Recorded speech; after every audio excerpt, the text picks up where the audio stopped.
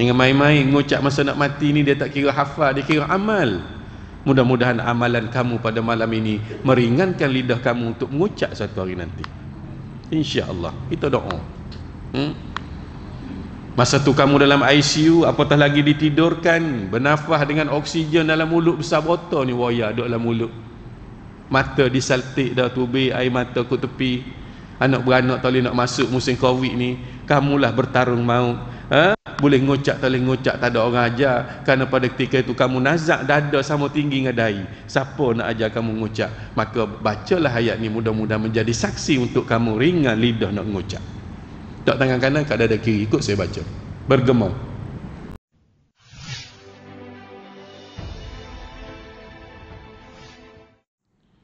A'udzubillahi minasyaitonirrajim. Bismillahirrahmanirrahim. Alhamdulillahi rabbil alamin wa bihi nasta'in. Assalatu wassalamu ala asyrafil anbiya'i wal mursalin wa ala alihi wa sahbihi ajma'in. Subhanaka la ilma lana illa ma 'allamtana innaka antal alimul hakim. Rabbana iftah bainana wa baina qaumina bil haqq wa anta khairul fatihin. Wa nunazzilu minal qur'ani ma huwa shifaa'un wa rahmatul lil mu'minin. Sadaqallahul azim.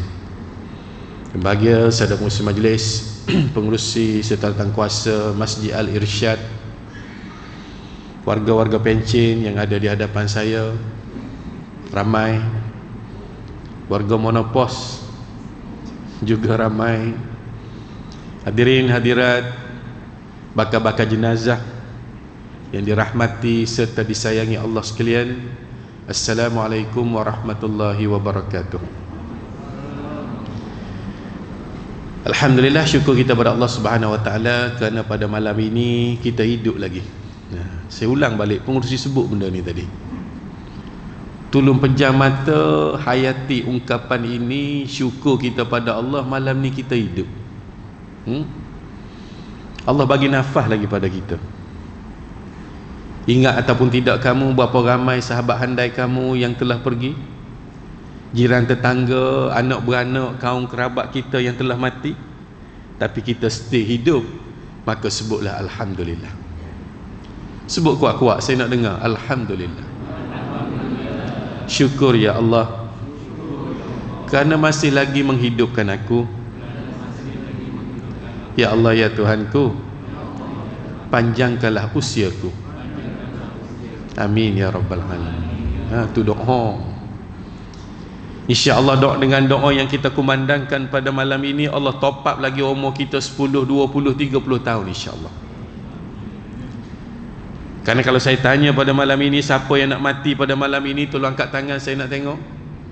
Oh, nak mati malam ni ada? Tak ada. Saya pun tak nak lagi. So syukurlah dengan kehidupan yang kita ada pada hari ini. Tapi jangan sedar hati, mungkin malam ni kita mati, siapa tahu. Dan yang kedua, dalam kehidupan yang Allah berikan pada kita pada malam ini, Allah warnai kehidupan kita ini dengan satu nikmat, satu rezeki yang besar, iaitulah kesihatan. Belum ceramah bab sihir, penyakit air, syukur dulu benda-benda ni. Sihat ni satu rezeki. Jangan kita ingat makan, minum, pakai je rezeki. Sihat kita ni satu rezeki. Cuba pergi di SKL pada saat ini, penuh kata orang sakit yang duk kencing dalam plastik, yang duk tambah oksigen, macam-macam hal di hospital sana, tapi kita bebas daripada itu semua. Maka sekali lagi saya nak dengar, sebutlah Alhamdulillah. Syukur ya Allah, kerana memberikan kesihatan kepada aku. Ya Allah ya Tuhanku, jadikanlah aku makin tua makin sihat. Jadikanlah aku makin tua makin rajin beribadah. Ya Allah ya Tuhanku, kekalkanlah kesihatan aku. Amin ya Rabbal Alamin. Dua itu namanya syukur. Sebab apa saya paksa sebut? Kerana Allah menyebut wala in syakartum la azidannakum. Janji Allah, Pada mereka yang bersyukur, tolong bagi tahu berita gembira. Aku akan tambah lagi kesyukuran kamu itu. Kamu bersyukur umur, Allah top up umur. Kamu bersyukur sihat, Allah tambah lagi kesihatan kita, insya-Allah. Berapa dah saya ajak kamu bersyukur pada malam ni? 2. Yang ketiga, syukur juga kita pada malam ini kerana Allah pilih kita di saat dan pada ketika ini berada dalam majlis ilmu di taman syurga atas masjid rumah Allah. Masya Allah, itu luar biasa. Tuan-tuan, tengok kedai makan di luar sana tak cukup kerusi masa ni. Tengok pasar raya tak ada parking kereta masa ni. Tengok orang mancing ikan tengah makan masa ni. Kaki berita tengok TV banjir dan sebagainya masa ni, tapi kamu tinggal itu semua. Mari duduk atas masjid. Ini kata ulama tanda-tanda husnul khatimah, insya-Allah. Jadi bila kita berada dalam majlis yang mulia ini, jangan lupa kita baca satu doa. Nak start bagi ubat dah ni. Doa ni kata ulama, siapa baca dia cepat ingat, dia lambat lupa, dan siapa baca doa ni dia nak mati boleh ngucap. Dia tak nyanyuk ngucap.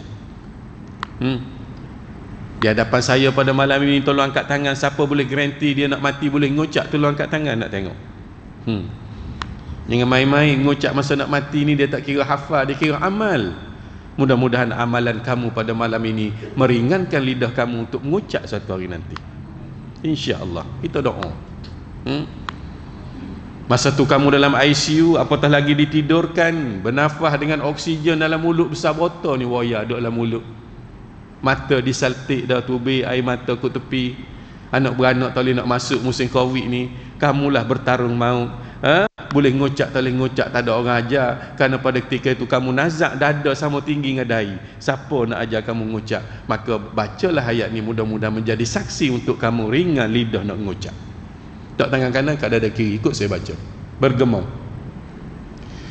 Bismillahirrahmanirrahim. Subhanaka la ilma lana illa ma 'allamtana innaka antal alimul hakim. Maha suci Allah yang mengajarkan kami apa yang kami tidak ketahui. Maha suci Engkau, sesungguhnya Engkaulah yang maha mengetahui lagi bijaksana.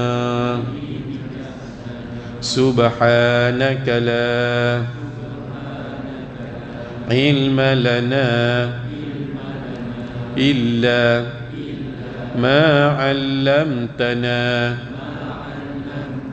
innaka antal alimul hakim. Okey, pejam mata, transfer ayat ni dalam dadamu sebagai saksi suatu hari nanti kamu nazak. Sebut doa yang saya nak sebut. Ya Allah ya Tuhanku. Kuat-kuat. Ya Allah ya Tuhanku, jadikanlah aku makin tua ya Allah. Aku tidak lupa dan nyanyuk. Ya Allah ya Tuhanku, jadikanlah aku makin tua makin sihat. Ya Allah ya Tuhanku, ringankanlah lidahku untuk menyebut kalimah syahadah ketika mana sakaratul maut datang menjemputku ya Allah. Mungkin pada malam ini dengan kalimah yang agung, La ilaha illallah Muhammadur Rasulullah. Amin ya rabbal alamin. Ingat tu, duk mana ubat ni tidak ada di farmasi, tidak ada di hospital. Ubat ini berada di rumah kamu dalam rak. Al-Quran, iaitu surah Al-Baqarah ayat 32. Bacalah, jangan main-main. Sebab apa saya bagi ayat tu pada malam ini? Kerana di hadapan saya ni tua-tua belaka dah. Sebab tu pembukaan saya kata tadi warga pencen.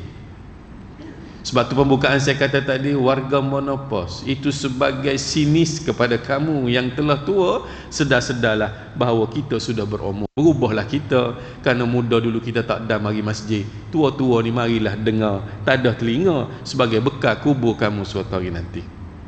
Duit yang kamu cari itu tak cukup semua dah.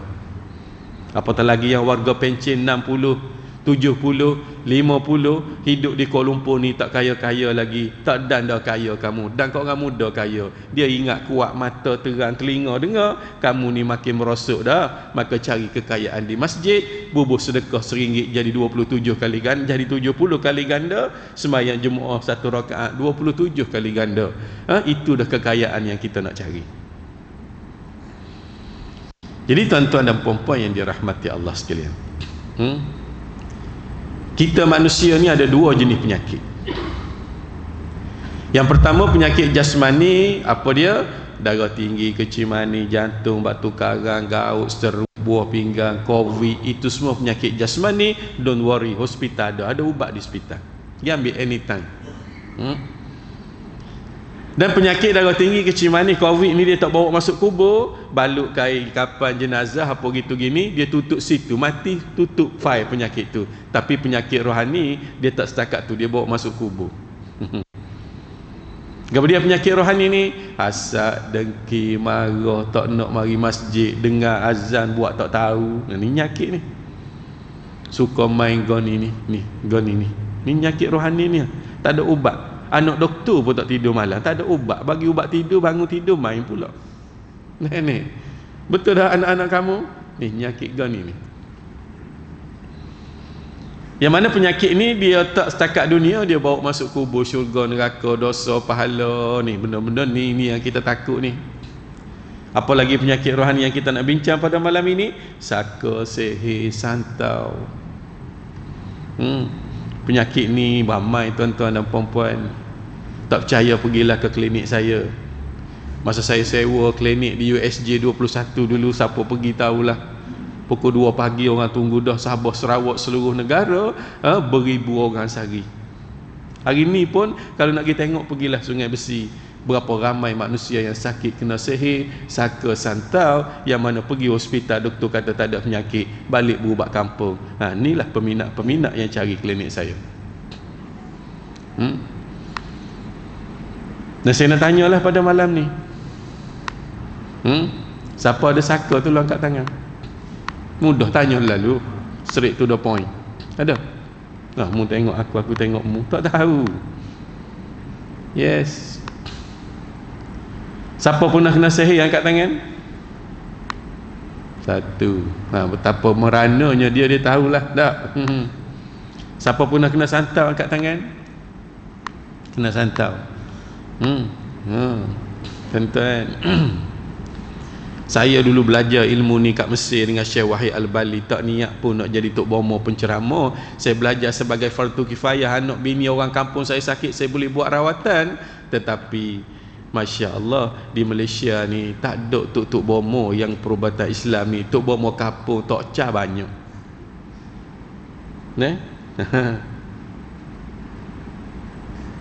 Lepas tu saya pergi ke Mesir, saya belajar dua ilmu. Yang pertama ilmu masuk kuliah. Saya dapat ijazah kuliah bahasa Arab dengan pengajian Islam. Yes. Dalam masa yang sama saya dapat ijazah luar kuliah. Saya pergi talaki dengan tok guru di Kafru Syekh Tonto Syekh Wahid Abdul Salam Al-Bali. Pergi talaki dengan dia dalam masa yang sama, boleh ijazah juga. Dua ijazah. Masa duduk buku baju dalam beg nak balik, kawan-kawan cakap lah, ni kata aku insya-Allah jadi ustaz, aku jadi qadi, aku jadi hakim. Saya pun kata apa, aku ada dua ijazah. Aku rasa ijazah hak ni laku pada hak ni. Walaupun GPA tu iktiraf, tapi G boleh iktiraf ijazah kau ni. Betul sungguh tuan-tuan dan puan-puan. Balik Mesir saya jadi cikgu 10 tahun, KPLI jadi cikgu. dalam masa yang sama di sekolah saya penuh orang nak ambil air tawar apa semua, cikgu besar dah pening, padang bola tak ada parking, alah-alah pengarah pendidikan panggil, ustaz nak jadi tok bomo ke nak jadi ustaz? Kalau Piramli dia tanya apa, cikgu Syahri nak naik kelab ke nak jadi cikgu? Betul tak? Saya pun garuk kepala. Saya kata, bos, bukan saya panggil orang mari sekolah, orang tengok saya dalam TV pergi cari saya di sekolah nak berubat, mana saya suruh balik saja. Dan kau bawa air dengan penuh harapan, saya kena jampi. Itulah saya tanya, you nak jadi tok bomo ke jadi ustaz? Satu soalan yang cukup payah saya nak jawab. Telefon ayah di rumah, ayah, JPN suruh pilih dah ni, nak jadi tok bomo ke nak jadi perawat, nak jadi ustaz? Dia kata, kamu kena jadi ustaz, tok bomo tak ada pencing. Orang tua-tua dia baca pencing, betul tak? Saya kata, sudah, nak mengajar tak boleh dah. Orang ramai pergi cari. Last kali saya letak jawatan, saya berkecimpung dalam bidang perubatan Islam ni sampai hari ni. Dan alhamdulillah, hari ni orang kenal saya kerana saya ni satu batch dulu. Kalau forum perdana Al-Kuliah, dalam halaqah ke, dalam semani kurma ke, batch saya semua dah meninggal. Tuan Guru Harundin tak ada, Hasan Din tak ada, Osman Muhammadi tak ada, Hashim Yahya, semua tu geng saya. Masa tu saya umur 20-an, mereka dah 60-70. Saya sempat bergandingan dalam bandia arus perdana. Mereka telah pergi meninggalkan kita, yang tinggal saya orang kenal. Jadi pada malam ini saya nak ijazah ayat-ayat tertentu yang boleh jadi bekal untuk kamu, terutamanya penyakit yang kita tak nampak ni. Saya akan bagi tahu tuan-tuan dan puan-puan tanda-tanda orang yang terkena sihir, tantau ataupun saka ni, ada tanda-tanda dia. Maha suci Allah yang menjadikan sesuatu atas muka bumi ni didahulukan dengan tanda-tanda. Kiamat nak berlaku, tak berlaku kiamat tu kecuali ada tanda-tanda kiamat kecil dan besar. Hujan nak turun, Allah bagi tanda-tanda hujan nak turun. Dia tak turun terus, basah, kamu tak boleh mari masjid. Begitu juga muslimat nak bersalin pun ada tanda-tanda. Dia tak tubik beruh terus, beranak dalam kuliah, susah. Betul tak? Ada tanda-tanda nak bersalin. Sihir ke, ain ke, saka ke, santau ke, ada tanda-tanda dia. Yang ni saya nak bagi tahu pada malam ni. Sebelum tu saya nak tanya dulu, siapa ada saka tu lah angkat tangan. Takut-takut ada. Kalau ada, angkat tangan. Yang mana saka ni kadang-kadang kita tak tahu. Tapi dengar definisi saya ni, mudah-mudahan boleh ukur kamu ada ke tak ada. Saka ialah satu perjanjian yang dibuat oleh nenek moyang kamu satu ketika dulu. Tok nenek kamu dulu bela jin iblis. Nak apa? Dia nak kuat. Pergi buka tanah, belum ada felda, belum ada fekra, tutup kamu dulu, buka 20 hektar tahun 50-an dulu. Bukan ada kes eskavator pun masa tu, dengan parang je. Hutan belantara, pokok balok besar-besar tiang masjid dia tebah-tebang jadi padang bola. Kekuatan mari di mana kalau tidak bela benda ni? Geran mari tahun 70-an dah. Ataupun untuk mendapatkan kekuatan, orang zaman dulu nak kuat, penjagaan, nak jaga kebun dalam hutan tu, ubi, padi, tanam, binatang tak usik pun. Ataupun untuk mendapatkan perubatan, orang zaman dulu sakit dia tak pergi hospital, dia pergi untuk bomo dulu, tuk nenek kita dulu. Ataupun untuk mendapatkan perbidanan, orang zaman dulu nak beranak, dia tak beranak hospital, dia beranak di rumah. Ni geng-geng hak umur 60-an ni semua beranak di rumah belakang dengan tok bidan. Hidup pun boleh jadi AJK masjid. Nah. Ataupun untuk mendapatkan kebudayaan, orang zaman dulu tak ada handset, tak ada handphone nak main. Dia ada permainan-permainan tertentu. Di Johor ada satu tarian yang melibatkan saka baka. Apa dia? Kuda kepang. Orang Johor tahulah. Kuda kepang bukan hinggap di sebarang orang. Tuk dia dulu main kuda kepang dah. Jatuh ke anak, jatuh ke cucu. Naik, yang dibuat kuda daripada plywood je, lompat sama tinggi dengan kipas. Kekuatan mari di mana? Kuda kepang. Orang dulu tahu dah kuda ni kuat. Sebab tu P paling kuat. P apa? P kuda. Dia tahu dah dulu. Ni ekor ni, apa horsepower ni? Betul tak? Kuasa kuda. Di Terengganu ada satu kebudayaan yang melibatkan saka baka. Apa dia? Ulik mayang. Duduk tepi laut menyanyi pulut kuning apa semua. Ulik mayang diulik puteri 7. Bilang puteri 1 sampai puteri 7. Yang laut balik ke laut, yang darat mari ke larat. Itu pemujaan di Terengganu. Sakalah tu.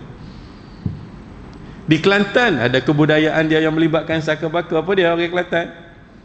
Mai mok yu, mai teri, mai dikir barak, mai gasing. Kalau tak percaya, mari bersama saya pergi tengok satu kampung di Pasir Putih, main gasing ni. Buat daripada kayu, ambil tali, capok gasing. Ada hak capok biasa, ada hak capok luar biasa. Hak luar biasa dia perasak dulu malam tu. Dia kata, "Hei mamban tanah, mamban api, mamban angin." Dia kata, "Jangan salih. Mari duduklah dalam gasing aku ni, biar dia musing 2-3 hari tak berhenti. Aku nak benar, nak hadiah sidik guru, sidilah aku, sidik berkat kata la ilaha illallah." Masa tadi gasing, pung, dia lambung. Musing. Orang lain 2 jam, 3 jam berhenti. Dia 2 hari tak berhenti lagi. Siapa ni kata padang lah, aku penat dah duduk pusing. 2 hari dah tak makan minum, aku duduk pusing gasingmu. Yes, itu pemujaan di Kelantan. Dengan syarat-syarat yang tertentu, biasanya 7 keturunan. Ni 7 keturunan ni lama, tuan-tuan dan puan-puan. Betul kalau kamu tak ada saka? Saya nak tanya, Tok Bila kita. Nama? Ayo, nama? Nama apa? Ramli bin, Zainab bin, Cik bin. Tanda-tanda awak ada saka. 3 yang kamu ingat. Sebelah dia pula. Bin, Wahim bin, saya bin, Pak je dia ingat. Jangan kata dia, kamu pun 3 pak je ingat keturunan. Saya takut nama-nama tok nenek kamu yang terdilik kamu tak ingat tu ada saka baka. Kamu baru anak cucu dia. Hak ni kita takut. Yes, dia duduk dalam tubuh kita, dia tidak mengganggu. Kecuali masa kita tua baru dia kacau.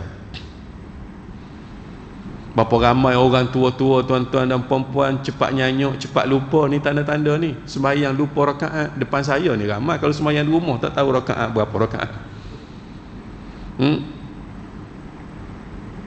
Makin tua makin malas ibadat.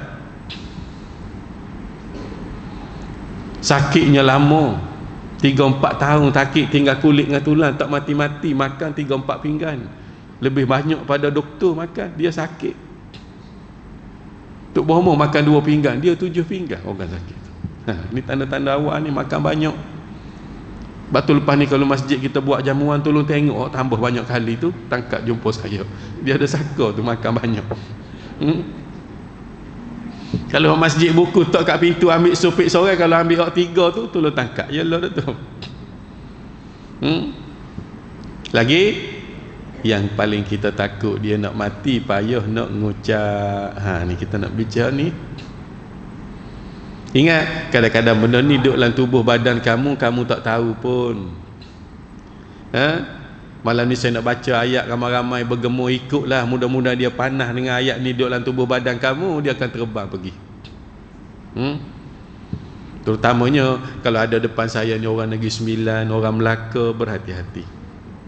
Ada tak tolong kat tangan? Sebab pengalaman saya sana banyak. Sana masih ada lagi nak mati buka bumbung. Orang tua-tua belah sana mari nak pergi. Kalau tak percaya, saya pergi tu duduk bawah tiang seri, buka siling, buka bumbung, tengok langit baru boleh mati elok. Kata orang tua-tua, hadis tak ada sebut pun, tapi kepercayaan. Kadang-kadang Tok Bomo mati dulu, naik jatuh pecah kepala.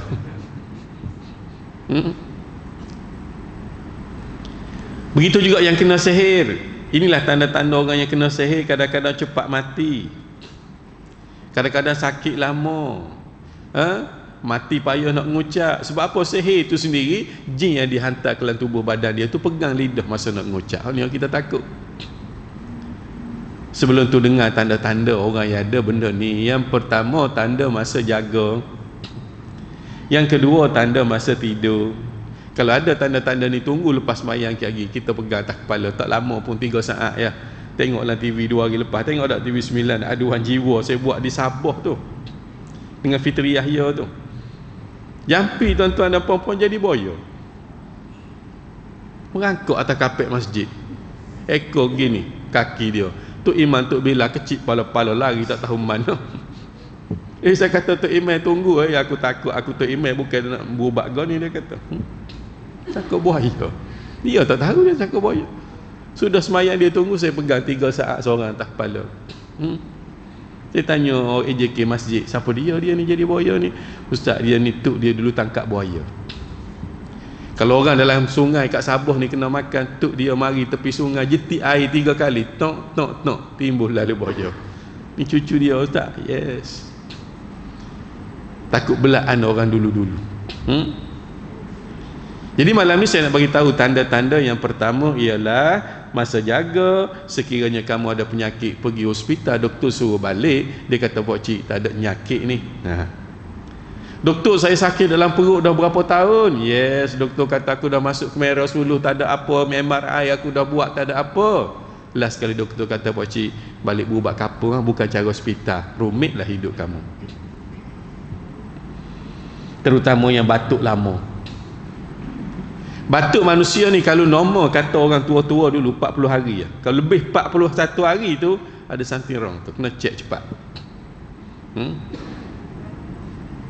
Biasa kalau batuk lama ni melibatkan santau.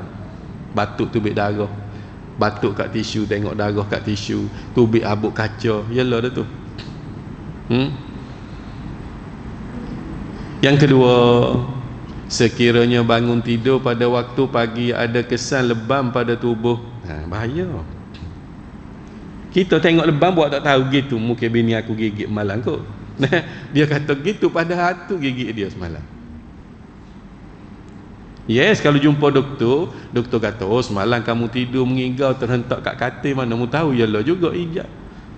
Tapi tanya Tok, Tok kata kamu digigit hantu. Yes, betul Tok kita tu. Cuba fikir logik lebam sebab apa? Lebam pula kat pohon, kat betih. Nak kata teratuk katil, teratuk ke mana? Pohon, bukan tangan. Bahaya.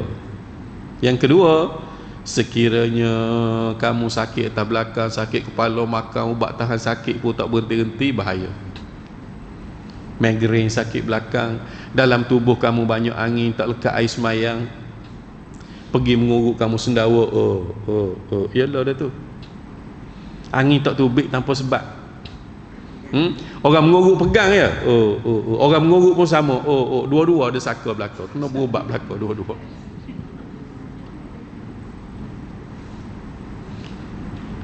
Lagi, rumah nampak kelibat kat tangga, kat bilik air, kat stor.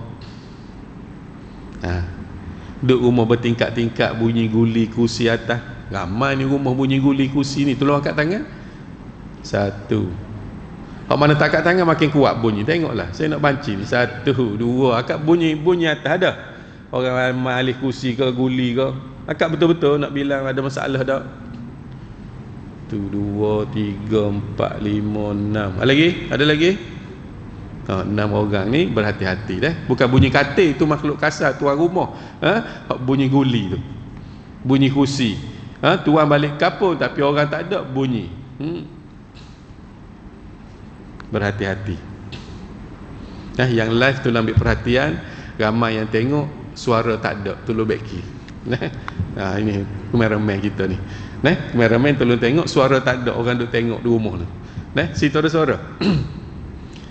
Jadi tuan-tuan dan puan-puan yang dirahmati Allah sekalian, tanda-tanda seterusnya, tolong ambil perhatian.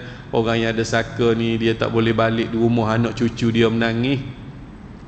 Cucu balik, mama tunjuk atas silin nampak kepala, menangis budak.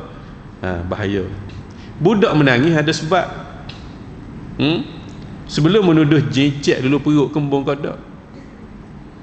Sebelum menuduh jin ganggu anak kamu menangis tu, cek dulu pempos berapa hari mu tak tukar. Kalau semua itu clear, tiba-tiba menangis, pejam mata, tumiknya hentak ke lantai, duk tunjuk, maka berhati-hatilah kamu ibu bapa, tok nenek, tolong alert dengan benda ni. Jangan tak percaya, tak kena, tak tahu. Berhati-hati. Lagi,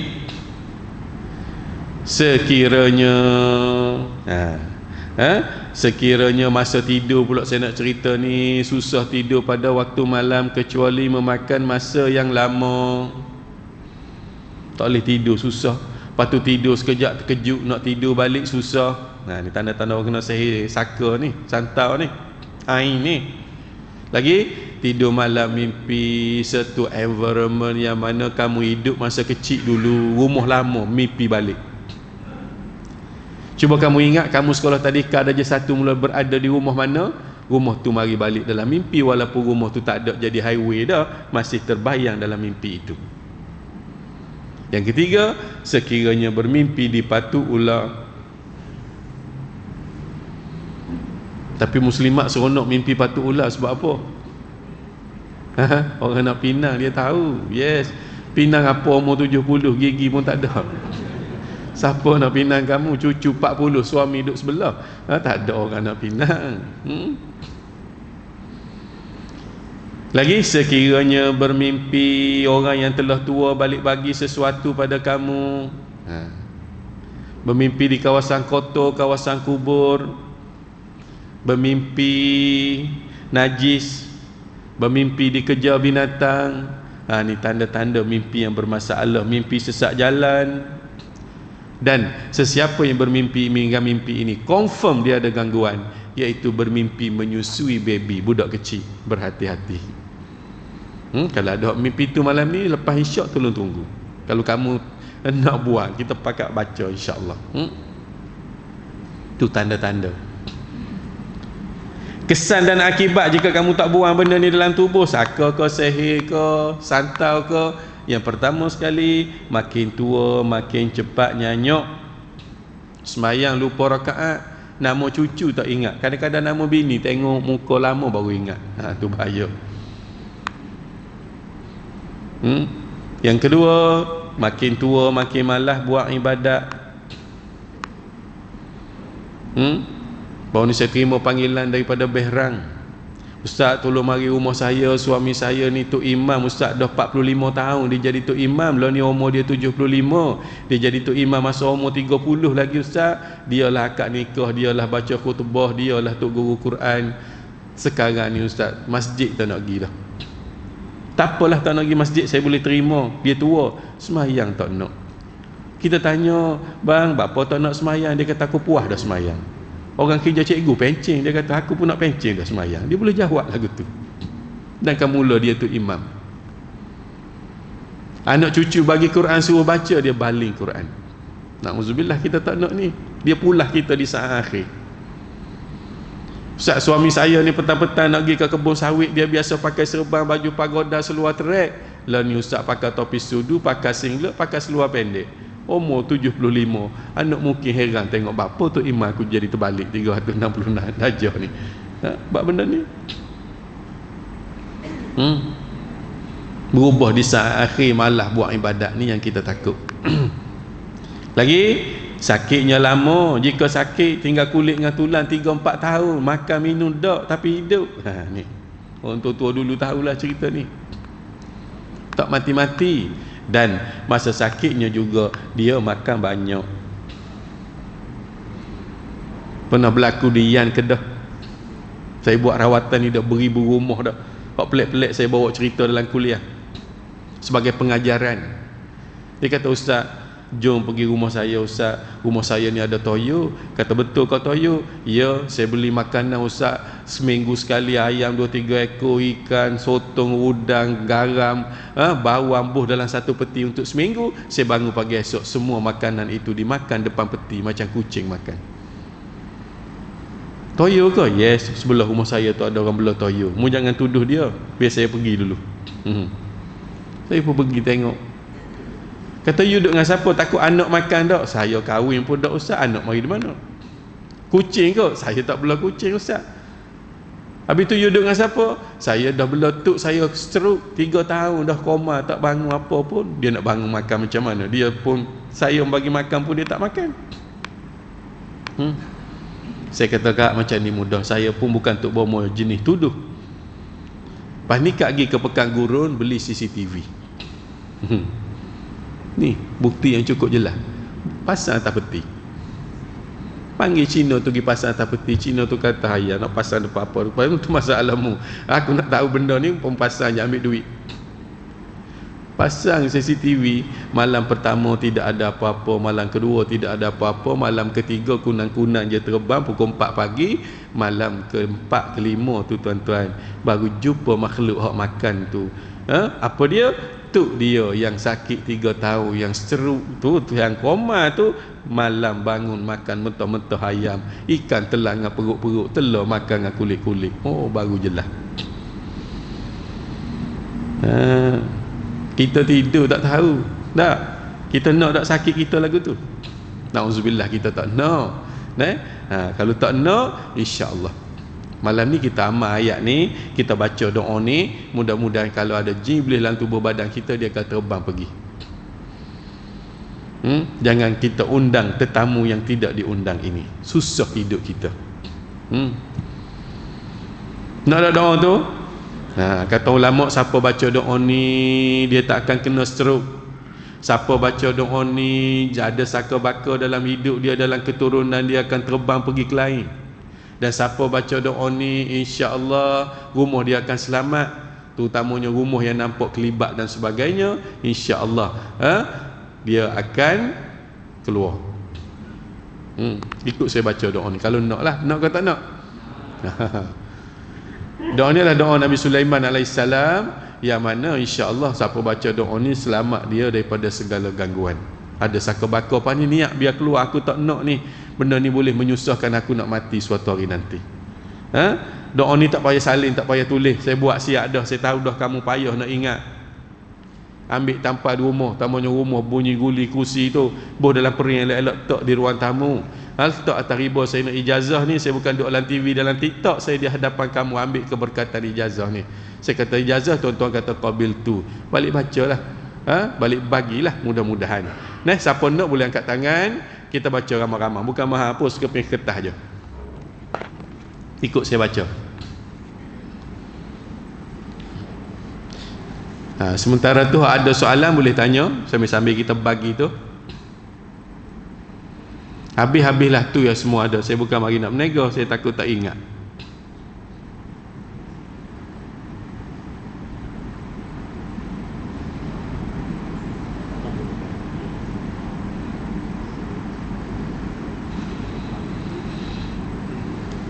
Baca bergema ikut saya deh. Kalau mana ada anak-anak di rumah tu, ambil buat balik ke anak, tampar di rumah. Bukan beli kedai buku ni, beli berijazah ni. Tak payah saling tulis, kamu nulis Jawi pun tak reti. Saya tolong buat dah ni. Ikut saya baca bergema. Apa ni bayar kat luar tu.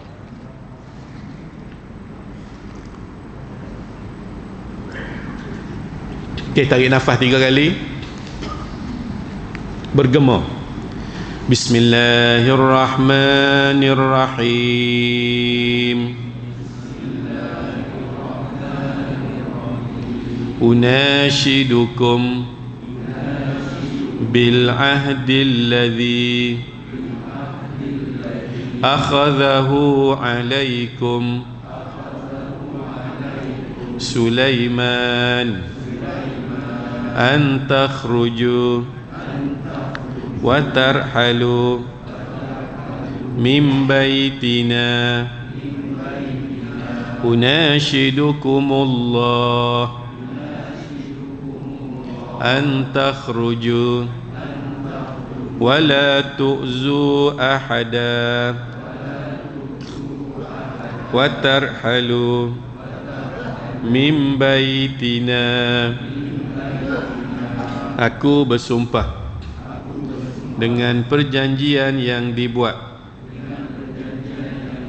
oleh Nabi Sulaiman terhadap kamu, bahawa kamu keluarlah dan berpindahlah daripada rumah kami. Aku menyeru akan kamu, wahai saka baka, wahai jin iblis, bahawa kamu keluarlah dan jangan sekali-kali kamu menyakiti seorang pun, dan kamu berpindahlah daripada rumah kami. Okay, saya dengan nama Allah mengijazakan doa ini untuk diamalkan untuk mengelakkan stroke, saka baka sebagai ikhtiar kerana Allah Ta'ala. Qabil tu sebut. Saya terima Ustaz untuk mengamalkannya sebagai ikhtiar kerana Allah Ta'ala. Amin ya Rabbal Alamin. Nah, balik amal molek lah. Setiap kali lepas sembahyang baca sekali, terutama lepas sembahyang subuh, dan terutamanya setiap kali lepas sembahyang. Cukup bagus. Tak ingat Ustaz, saya tahu tu saya buat kertas tepek di rumah. Lama-lama dia ingat lah. Kalau 2 tahun tanpa tak ingat lagi, bukan orang dah, kamu hantu raya juga dah. Jadi saya nak tuan-tuan dan puan-puan tolong amal ayat-ayat saya ijazah pada malam ni. Boleh ke? Yang pertama ayat supaya kita tidak lupa. Kita baca ramai sekali lagi, letak tangan kanan kat dada kiri. Ramai yang baru sampai ni. Yang baru sampai kita baca, ada keberkatan insya-Allah. Bismillahirrahmanirrahim. Subhanaka la ilma lana illa ma 'allamtana innaka antal alimul hakim. Okey, surah Al-Baqarah ayat 32. Baca supaya kita tidak lupa dan tidak nyanyuk. Nak mati kita boleh mengucap. Saya ulang sekali lagi sebab tua-tua belaka dah terlupa. Jadi untuk akhirnya mari sama-sama kita baca doa, mudah-mudahan ada keberkatan. Allahumma salli ala Muhammadin fil awwalin wal akhirin wa sallim radhiyallahu tabaraka wa ta'ala an sadatina ashabi rasulillahi ajma'in. اللهم اختم لنا بحسن الخاتمة ولا تختم علينا يا الله بسوء الخاتمة. ربنا ظلمنا أنفسنا وإن لم تغفر لنا وترحمنا لنكونن من الخاسرين. ربنا آتنا في الدنيا حسنة وفي الآخرة حسنة وقنا عذاب النار. سبحان ربك رب العزة عما يصفون وسلام على المرسلين والحمد لله رب العالمين. قبل الله منا منكم. Okey, pengumuman kepada mereka yang nak buat rawatan, tolong tunggu lepas semayang. Dan AJK Masjid tolong tengok hak mana tak dan semayang, start motor lari balik awal tu dia ada saka, pegang awal-awal. Dia lari awal, kita tolong tengok lepas ni siapa tak ada semayang. Yang kedua, hak ambil kertas merah tu ada kaunter luar tu, boleh bayar kat luar tu, sekeping tu RM20. Bayar kat luar tu lepas ni. Mudah-mudahan saya nak tak ambil tinggal merata. Ambil lah dulu, tak ada duit ambil nombor akaun situ. Mudah-mudahan. Wabillahi taufiq wa hidayah. Wassalamualaikum warahmatullahi wabarakatuh.